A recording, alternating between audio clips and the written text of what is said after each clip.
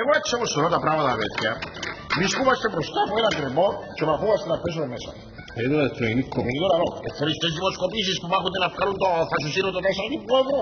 Γιατί τώρα που έχουμε τον ούλη πάτσα μου μια βούκα είναι καλά ρε υλικό μάθος να μην γίνεται. Γι' αυτό σας λέω. Σκεφτείτε με τούτη την κρίση που έχουμε τώρα, τι θα γίνει απλώς ο κόσμος αύριο που θα βγει το κεφάλαιο στην εξουσία. Πάντως ρε παιδιά, και στενεύουν τα πράγματα.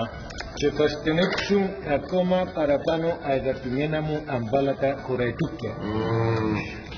Αίστατα μου και δώστε βάση στα εξεφού λεμεσανού λεγόμενα. Δεν έχω και πολύ χρόνο να σας διαθέσω. Λοιπόν, έτσι όπως πάντα πράγματα και με τα μέτρα που μάχονται να μας δείξουν, θα στραφούμε πίσω στην ανταλλαγή προϊόντων. Δηλαδή, σοφούλε μου, εγώ θα σου φέρνω τον καφέ σου για ένα μήνα και εσύ θα με κουρεύεις εμένα και τους γιους μου μία φορά τον μήνα. Ο μηχανικός θα σάζει το αυτοκίνητο του σουβλουτσί και ο σουβλουτσής ως αντάλλαγμα θα του κάνει μία μπίτα μίξ με το κρεμμύν της με ούλα. Κας δεν θα υπάρχουν κοπέλια γιατί ο κόσμος θα εξαφανιστεί, θα πάει πάνω στα βουνά και στα ουρμάνια, θα φυτεύει και ό,τι παράγει θα τρώει.